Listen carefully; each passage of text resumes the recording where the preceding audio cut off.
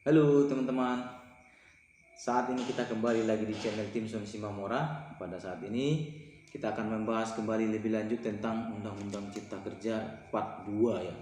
Karena di video sebelumnya sudah ada Part 1, maka ini Part 2. Part 1-nya kemarin adalah pengantar ya, pengantar tentang Undang-Undang Cipta Kerja. Nah, seperti yang saya katakan di video sebelumnya, kita akan bahas kali ini adalah tentang pesangon satu persatu. Dari yang 25 jenis pesangon itu akan kita bahas satu persatu. Mulai saat ini adalah mulai dari alasan-alasan pesangonnya nanti, dan juga hal-hal apa saja yang didapatkan apabila sebuah perusahaan itu mem-PHK karyawan. Nah, sebelum itu teman-teman akan saya berikan kembali penyegaran tentang besaran hak akibat PHK itu menurut pasal 156 Undang-Undang 11 tahun 2020 itu kita gabungkan atau kita bandingkan dengan pasal 40 Peraturan Pemerintah nomor 35 tahun 2021 ya. Jadi di situ dibahas yaitu termasuk besaran uang pesangon ya, besaran uang pesangon, dan ada juga penghargaan masa kerjanya ya. Kalau besaran uang pesangon yang pertama adalah masa kerja dia 1 bulan ke bawah, itu 1 bulan upah ya pesangon. Terus 1 bulan lebih tapi di bawah 2 tahun itu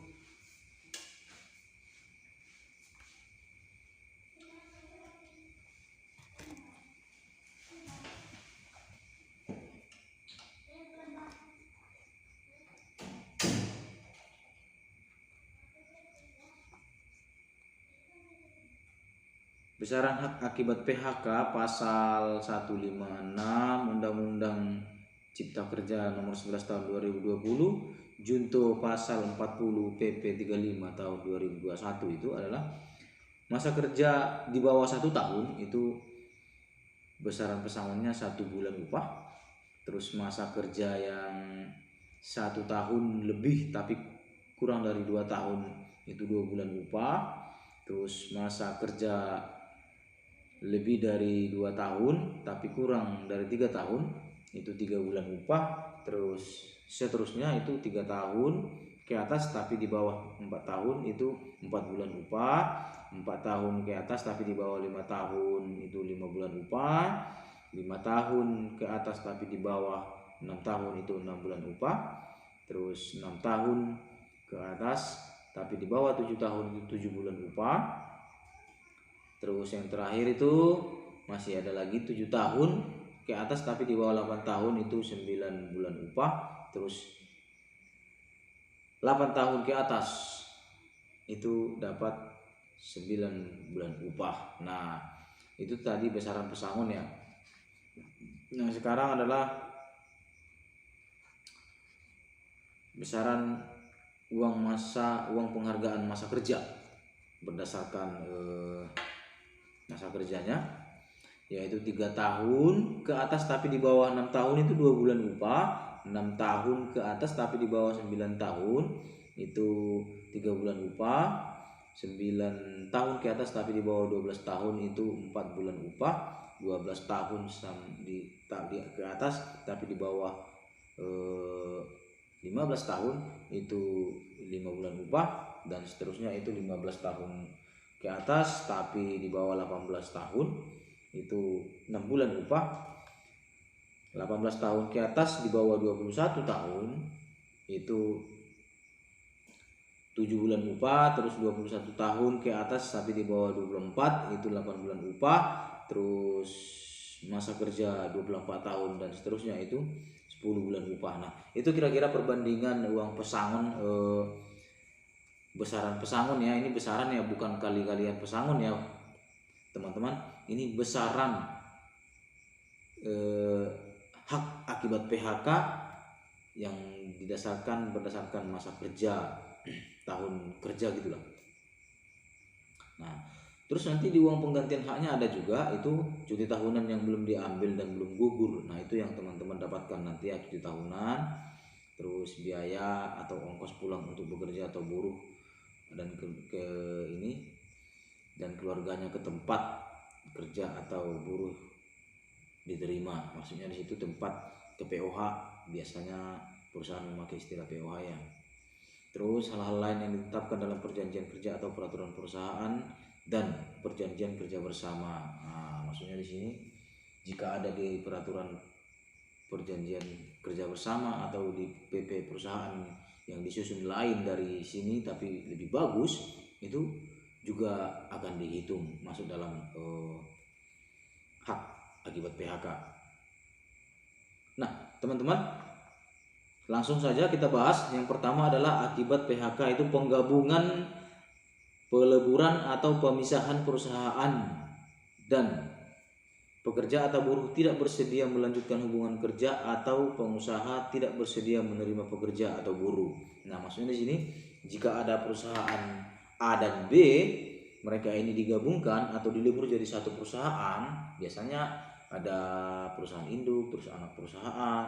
Nah, terus atau ada perusahaan dulunya satu, terus jadi dipisah jadi dua. Nah, ini karyawannya ada yang di PHK karena apa? Karena tidak mau, contohnya si karyawan tidak mau ikut bekerja di perusahaan si A, atau si A tidak mau menerima si pekerja, maka harus di PHK, harus diputus hubungan kerjanya karena terjadinya penggabungan atau peleburan atau pemisahan perusahaan. Nah, pemisahan perusahaan ini maksudnya itu jika ada satu perusahaan tadinya lalu dibuat jadi dua perusahaan. Nah, lalu karyawan ini nggak mau nih salah satu ke A atau ke B, nggak mau, maka terpaksa harus di PHK. Nah, itu ada perhitungannya. Dan sebaliknya juga kalau dilebur jadi satu sama karyawan yang kedua perusahaan ini yang tadinya dua perusahaan tapi digabung jadi satu, tapi tidak mau bergabung ke perusahaan yang satu yang ini yang sudah jadi satu itu, maka karyawan tersebut harus di PHK.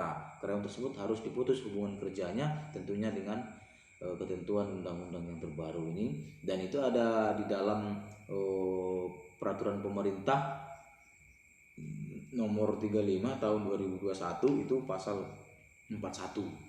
Nah, itu pesangonnya. Nah, ini teman-teman perlu tahu ya.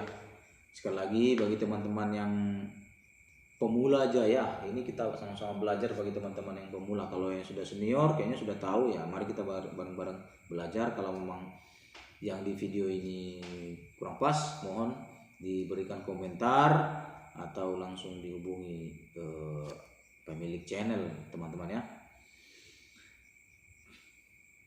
Besaran pesangonnya adalah itu 1 kali bulan upah. Nanti itu 1 kali upah, bukan 1 kali bulan tapi 1 kali upah. Bisa pesangonnya, terus uang penghargaan masa kerjanya juga 1 kali, dan dapat uang penggantian hak kalau memenuhi syarat. Nah, uang penggantian hak ini tadi adalah jika ada diatur dalam peraturan perusahaan, uang penggantian hak. Nah, sama uang penghargaan masa kerja itu jika memenuhi syarat.